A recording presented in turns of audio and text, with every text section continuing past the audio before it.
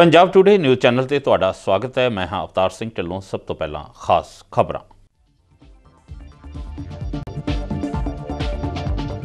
पंजाब विच केंद्रीय यूनीवर्सिटी ਅਤੇ ਹੋਰ ਉੱਚ ਸਿੱਖਿਆ ਸੰਸਥਾਵਾਂ ਖੋਲ੍ਹਣ ਲਈ ਮੁੱਖ ਮੰਤਰੀ ਪ੍ਰਕਾਸ਼ ਸਿੰਘ ਬਾਦਲ ਨੇ ਕੇਂਦਰੀ ਮਨੁੱਖੀ ਵਸੀਲਿਆਂ ਦੇ ਵਿਕਾਸ ਬਾਰੇ ਮੰਤਰੀ ਨਾਲ ਕੀਤੀ ਮੁਲਾਕਾਤ।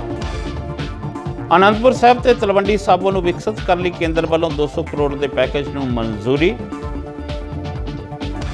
ਅਤੇ ਪਾਕਿਸਤਾਨੀ ਪੱਤਰਕਾਰ ਅਰੂਸਾ ਆਲਮ ਨੇ ਸਾਬਕਾ ਮੁੱਖ ਮੰਤਰੀ ਕੈਪਟਨ ਅਮਰਿੰਦਰ ਸਿੰਘ ਨਾਲ ਸੰਬੰਧਾਂ ਨੂੰ ਸਪਸ਼ਟ ਕਰਨ ਲਈ ਚੰਡੀਗੜ੍ਹ 'ਚ ਕੀਤੀ ਇੱਕ ਪ੍ਰੈਸ ਕਾਨਫਰੰਸ। ਤੇ ਹੁਣ ਖਬਰਾਂ ਵਿਸਥਾਰ ਨਾਲ। ਮੁੱਖ ਮੰਤਰੀ ਪ੍ਰਕਾਸ਼ ਸਿੰਘ ਬਾਦਲ ਨੇ ਦਿੱਲੀ ਵਿਖੇ ਮਨੁੱਖੀ ਵਸੀਲਿਆਂ ਦੇ ਵਿਕਾਸ ਬਾਰੇ ਕੇਂਦਰੀ ਮੰਤਰੀ ਅਰਜੁਨ ਸਿੰਘ ਨਾਲ ਮੀਟਿੰਗ ਕਰਕੇ ਪੰਜਾਬ ਵਿੱਚ ਕੇਂਦਰੀ university, Indian institute of management, Indian institute of technology ਅਤੇ Indian institute of information technology ਦੀ ਸਥਾਪਨਾ ਲਈ ਕੇਂਦਰ ਤੋਂ ਵਿਸ਼ੇਸ਼ ਪੈਕੇਜ ਦੀ ਮੰਗ ਕੀਤੀ ਹੈ ਤਾਂ ਕਿ ਰਾਜ ਵਿੱਚ ਉੱਚ ਸਿੱਖਿਆ ਦੀਆਂ ਸੰਭਾਵਨਾਵਾਂ ਨੂੰ ਵਧਾਇਆ ਜਾ ਸਕੇ। ਮੀਟਿੰਗ ਵਿੱਚ ਇਹ ਗੱਲ ਸਾਫ਼ ਹੋ ਗਈ ਹੈ ਕਿ ਅਰਜੁਨ ਸਿੰਘ ਕੇਂਦਰੀ ਯੂਨੀਵਰਸਿਟੀ ਸਥਾਪਿਤ ਕਰਨ ਲਈ ਅੰਤਮ ਨਿਰਣਾ ਕਰਨ ਤੋਂ ਪਹਿਲਾਂ ਬਠਿੰਡਾ, ਰੂਪਨਗਰ ਅਤੇ ਸੁਲਤਾਨਪੁਰ ਲੋਧੀ ਦੇ ਸੰਭਾਵਿਤ ਅਸਥਾਨਾਂ ਦੇ ਦੌਰੇ ਲਈ ਇੱਕ ਉੱਚ ਪੱਧਰੀ ਟੀਮ ਭੇਜਣ ਲਈ ਸਹਿਮਤ ਹੋ ਗਏ ਨੇ। ਇਸ ਦੇ ਨਾਲ ਹੀ ਮੁੱਖ ਮੰਤਰੀ ਨੇ ਵਿਦਿਅਕ ਤੌਰ ਤੇ ਪਿਛੜੇ ਜ਼ਿਲ੍ਹਿਆਂ ਵਿੱਚ ਕਾਲਜ ਸਥਾਪਿਤ ਕਰਨ ਲਈ ਕੇਂਦਰ ਦੇ ਵਰਤਮਾਨ 33ਵੀਂ ਸਦੀ ਦੇ ਪੂੰਜੀ ਨਿਵੇਸ਼ ਦੀ ਥਾਂ ਘੱਟੋ ਘੱਟ 50% ਦੀ ਇਸ ਨੂੰ ਕਰਨ ਦੀ ਮੰਗ ਵੀ ਕੀਤੀ।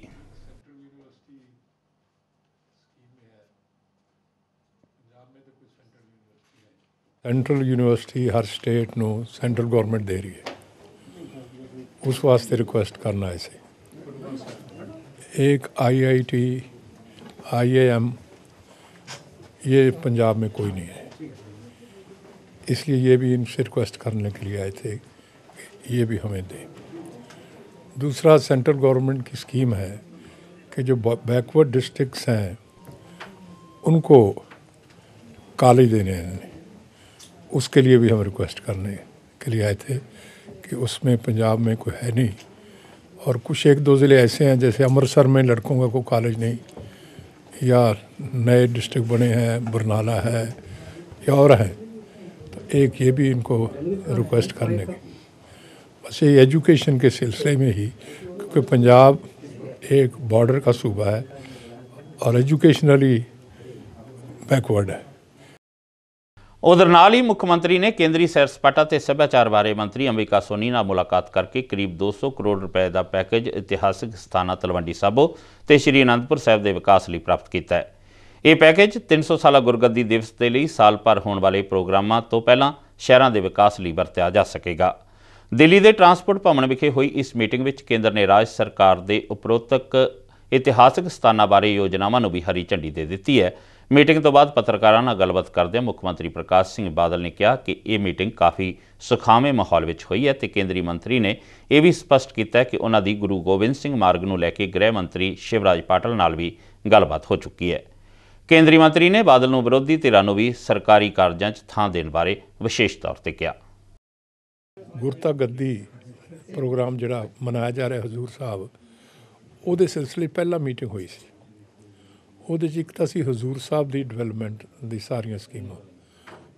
ਦੂਸਰਾ, ਉਸੇ ਦਿਨ ਮੈਂ ਸਵਾਲ ਉਠਾਇਆ ਸੀ ਕਿ ਇੱਕ ਤਾਂ ਗੁਰੂ ਗੋਬਿੰਦ ਸਿੰਘ ਮਾਰਗ ਬਣਾਉਣਾ ਚਾਹੀਦਾ। ਗੁਰੂ ਗੋਬਿੰਦ ਸਿੰਘ ਜੀ ਆਨੰਦਪੁਰ ਸਾਹਿਬ ਤੋਂ ਚੱਲੇ ਸਨ, ਤਲਵੰਡੀ ਸਾਬੋ ਆਏ, ਫਿਰ ਇੱਥੇ ਹਜ਼ੂਰ ਸਾਹਿਬ ਆਏ, ਅਤੇ ਉਹ ਵੀ ਪੰਜਾਬ ਪੋਰਸ਼ਨ 'ਚ ਤਾਂ ਉਹ ਗੁਰੂ ਗੋਬਿੰਦ ਸਿੰਘ ਮਾਰਗ ਬਣਿਆ।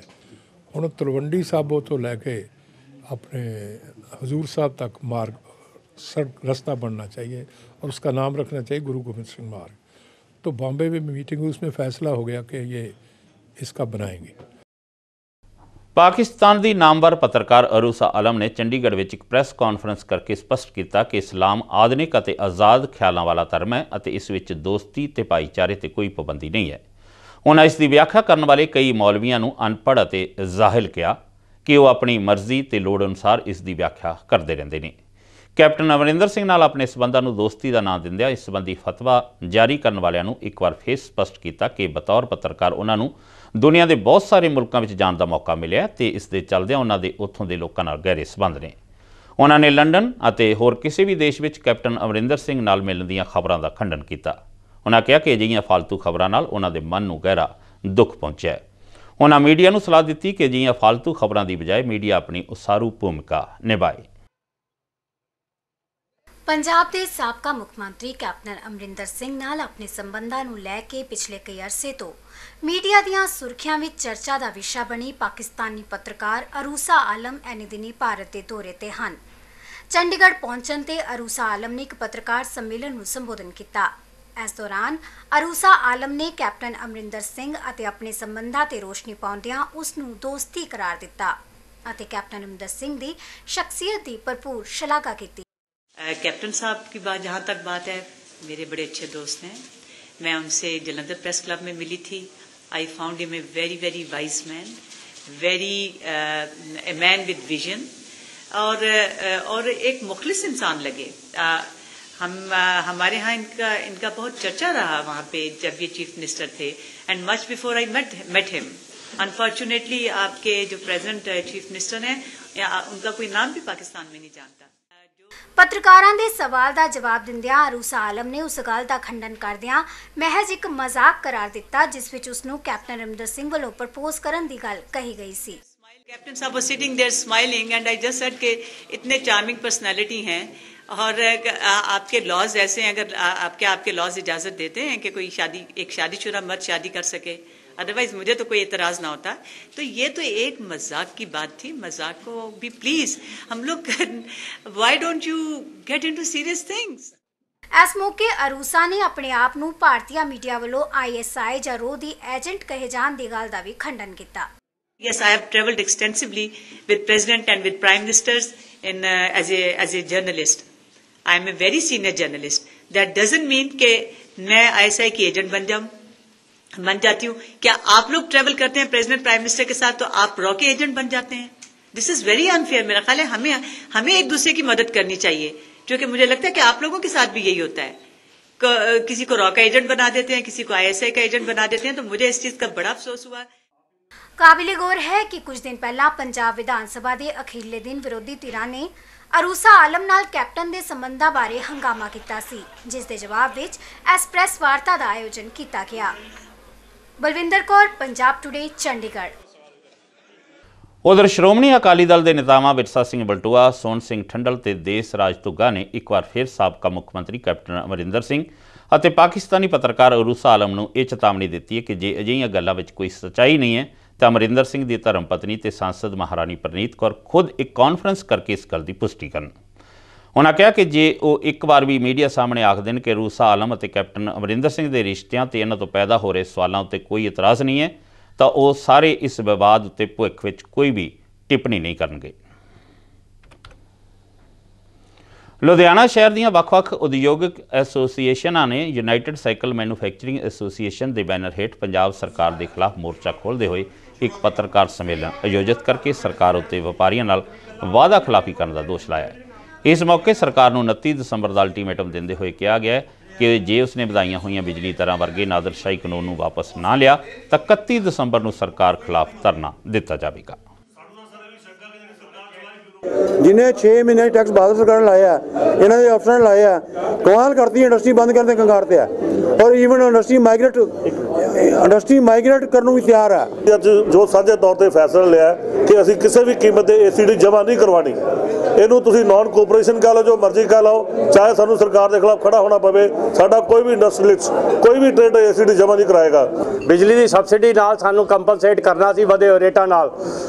भंडारी साहब ने सानू अश्योर किया है कि अगर ये सबसिडी ना दी गई, रेट कंपनसेट ना दिता गया तो भंडारी साहब खुद साडे नाल धरने शामिल होणगे, बल्कि वो धरना देणगे या असीं उहनां नाल बैठांगे।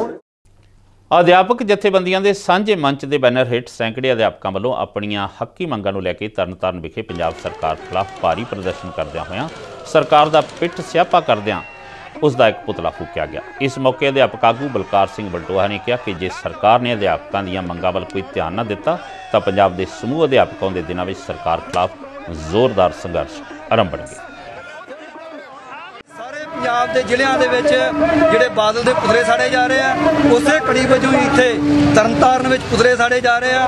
ਪੰਜਾਬ ਦੀਆਂ ਜਿਹੜੀਆਂ ਮੁੱਖ ਸੰਘਰਸ਼ੀ ਜਥੇਬੰਦੀਆਂ ਨੇ, ਉਹਨਾਂ ਨੇ ਸਰਕਾਰੀ ਸਕੂਲ ਤੇ ਸਿੱਖਿਆ ਬਚਾਓ ਮੰਚ ਨਾਂ ਦੇ ਇੱਕ ਇਕੱਠੇ ਹੋ ਕੇ ਇੱਕ ਪੂਰਾ ਮੰਚ ਬਣਾ ਲਿਆ। ਆਉਣ ਵਾਲੀ 31 ਦਸੰਬਰ ਨੂੰ ਜਲੰਧਰ ਸਾਰੇ ਮੰਚ ਦੀ ਮੀਟਿੰਗ ਹੋਏਗੀ। ਦੇਸ਼ ਦੀ ਮੰਨੀ ਪ੍ਰਮੰਨੀ 에ਅਰਲਾਈਨਸ ਕੰਪਨੀ MDLR ਨੂੰ ਹੁਣ ਸ਼ੈਡਿਊਲਡ 에ਅਰਲਾਈਨਸ ਦਾ ਦਰਜਾ ਮਿਲ ਗਿਆ ਹੈ, ਜਿਸ ਦੇ ਚੱਲਦਿਆਂ ਉਸ ਦੇ ਹਵਾਈ ਜਹਾਜ਼ ਹੁਣ ਨਿਰਧਾਰਤ ਸਮੇਂ ਤੇ ਉਡਾਨ ਭਰ ਸਕਣਗੇ। ਕੰਪਨੀ ਦੇ ਚੀਫ ਆਪਰੇਟਿੰਗ ਆਫਿਸਰ ਉੱਤਮ ਕੁਮਾਰ ਬੋਸ ਨੇ ਪੰਜਾਬ ਟੂਡੇ ਨਾਲ ਗੱਲਬਾਤ ਕਰਦਿਆਂ ਦੱਸਿਆ ਕਿ ਜਲਦੀ ਹੀ MDLR ਅੰਮ੍ਰਿਤਸਰ, ਬਠਿੰਡਾ ਤੇ ਉੱਤਰੀ ਭਾਰਤ ਦੇ ਦੂਜੇ ਕਈ ਸ਼ਹਿਰਾਂ ਤੋਂ ਉਡਾਨਾਂ शुरू करेगी। छोटे से अरसे में ही MDLR ने काफ़ी नाम कमा लिया है और कुछ दिन पहले ही इस एयरलाइंस ने शेड्यूल्ड एयरलाइंस का इनको लाइसेंस मिला है। हमारे साथ आज हैं MDLR एयरलाइंस के COO UK बॉस। सर, आम लोगों के लिए, कस्टमर के लिए शेड्यूल्ड एयरलाइंस आपके एयरलाइंस बन गई है, क्या मतलब है आप लोगों के लिए? देखिए, शेड्यूल्ड एयरलाइंस का मतलब ये है कि अब हम एक परफेक्ट जो भी टाइम हम डिसाइड करते हैं उसी टाइम में हम फ्लाई करेंगे और लोगों के सामने हम अवेयरनेस कैंपेन भी रख सकते हैं, हम एडवर्टीजमेंट कर सकते हैं और लोग जानेंगे कि ये एक शेड्यूल एयरलाइन है जैसे और सब एयरलाइन चल रही हैं कुछ समय से। हम अभी तक नॉन शेड्यूल ऑपरेटर थे। 24 तारीख को ये अप्रूवल हमें मिला है मिनिस्ट्री से और अब हम तैयारी कर रहे हैं शेड्यूल एयरलाइंस होने के बाद की योजनाओं पर।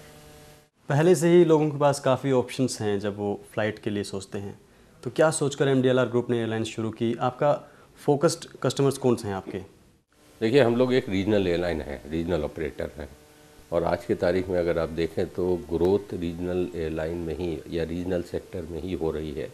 पूरे देश में एक सैचुरेशन आ गया है मेट्रो टू मेट्रो में, जितने भी मेट्रोज हैं। बहुत बड़ा जहाज़ नहीं हम कहेंगे, करीब 70 से 100 सीटर का एयरक्राफ्ट लेकर के हम अगर उन सेक्टरों में लगाते हैं तो उन्हें हम एक प्राइम टाइम देंगे, एक टाइम देंगे जहाँ बिजनेस ट्रैवलर भी मूव करता है, हॉलीडे ट्रैवलर भी मूव करता है।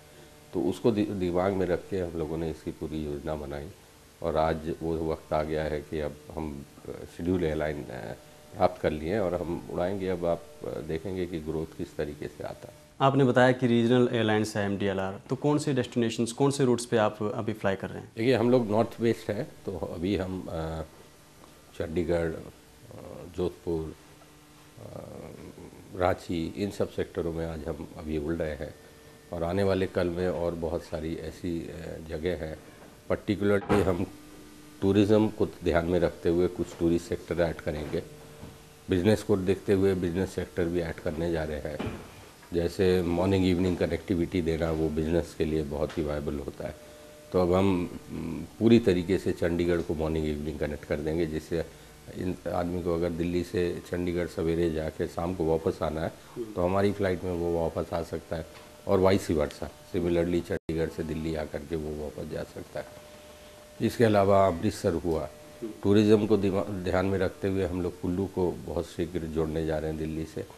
और कुल्लू में अभी आज की तारीख में कैपेसिटी कम है और ट्रैवलर्स की नीड ज़्यादा है, तो सीटें कम अवेलेबल है, तो उसको ध्यान में रख के हम कुल्लू देने जा रहे हैं। उनको एक अच्छे वक्त पे हम लेके जाएंगे जिससे वो ज़्यादा से ज़्यादा वक्त कुल्लू में बिता सकें, ना वनस्पति के कि आधा दिन वो दिल्ली में और आधे दिन कुल्लू में।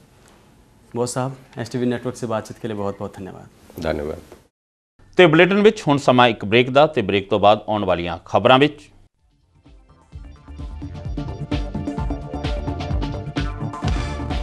ਹੁਣ ਸਰਪੰਚਾਂ ਦੀ 2008 ਵਿੱਚ ਹੋਣ ਵਾਲੀ ਚੋਣ ਪੰਚ ਕਰਨਗੇ, ਪੇਂਡੂ ਵਿਕਾਸ ਤੇ ਪੰਚਾਇਤ ਮੰਤਰੀ ਦਾ ਐਲਾਨ। ਅਤੇ ਅੰਮ੍ਰਿਤਸਰ ਦੀ ਕੇਂਦਰੀ ਜੇਲ੍ਹ ਵਿੱਚ ਇੱਕ ਕੈਦੀ ਨੇ ਕੀਤੀ ਆਤਮ ਹੱਤਿਆ, ਘਰ ਵਾਲਿਆਂ ਨੇ ਜੇਲ੍ਹ ਅਧਿਕਾਰੀਆਂ ਤੇ ਲਾਏ ਦੋਸ਼।